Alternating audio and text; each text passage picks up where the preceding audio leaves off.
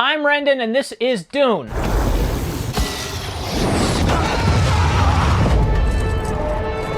Their cruelty to my people is all I've known. My main gripe with it is, unfortunately, the main character played by Timothée Chalamet.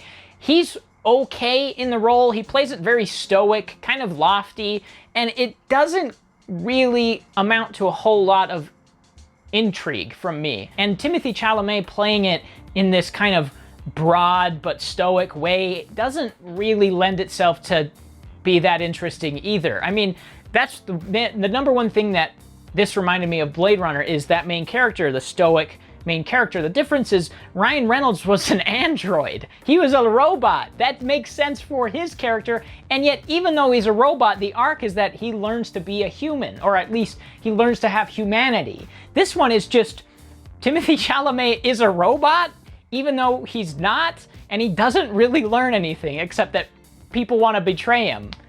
And that's about it. Not that interesting to me, really. We are House Atreides. There is no call we do not answer. There is no faith that we betray.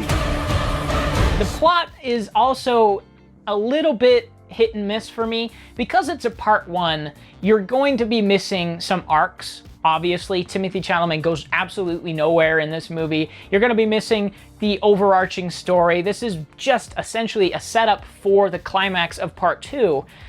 And so the plot is a lot of setup. The first 45 minutes is actually kind of brutal, and how long it takes to get everything established properly. There's a lot that it's doing, and to its credit, it's really well-paced and fast-paced, so it gets through it as quickly as possible, but it still takes like 45 minutes to learn every tiny little detail you need to know to get into this world. But aside from that, I really enjoyed Dune. I think it's a solid movie. I think it's a good movie with its issues. I think the biggest positive is how absolutely stunning it looks. It's incredible. There's visual effects, the locations, the set designs, the costumes. It's a gorgeous movie. I think Blade Runner has it trumped in almost every regard, but it's a great looking movie. Denis Villeneuve, Denis, keeps proving that he is one of the best directors in terms of visuals. Everything he does is stunning looking, and the sound is great. Hans Zimmer's score is incredible. All the technical stuff is really well done,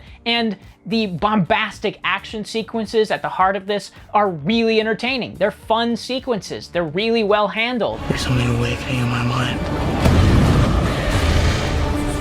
You need to face your fears. Come with me. I also think the performances are generally great. Again, the characters aren't super interesting. Rebecca Ferguson is really the only one that I found intriguing at all, but everybody across the board delivers a pretty good performance, some better than others. Again, I think Timothée Chalamet plays this a little bit too stoically to be interesting, and even Oscar Isaac kind of falls into that same trap. But Stellan Skarsgård, I think, is great as the Baron. He's really intimidating. I think Rebecca Ferguson is really good. I think most of the performances are great. This is one of those movies that is a technical wonderment. Everything it does, technically, it just absolutely excels at.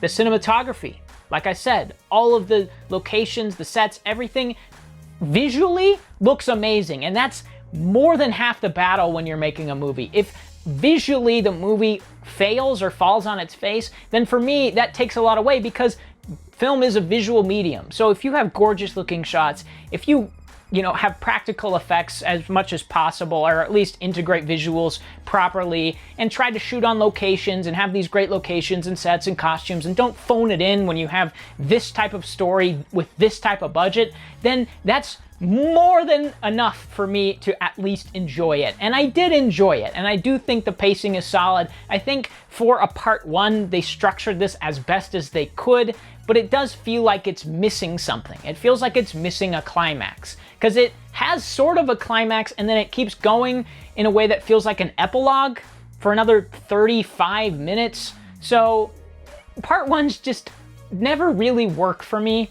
I kind of wish that they had just made one sweeping 4.5 hour, 5 hour epic. I mean, Lord of the Rings did that. I don't know why you couldn't, because then we'd have the whole story already. Instead, now we have to wait for probably 2 to 3 more years for part two, and that's assuming that this one does well enough to warrant a part two. So let's go out and see this. Even though I don't think it's the best movie ever, go see this, support it. I'm gonna go see it in theaters a whole bunch of times. I'd love to go see this in IMAX, and I'm going to. So definitely go check it out so that we can get the finality that I desperately need for this story. But in the end, I'll give this a 7. It's a really well-made movie, but it feels a little bit lifeless. It feels a little heartless. There's not much that I could latch onto here. And the themes, they don't feel that present either. I just don't know. It didn't really land for me. So that's that.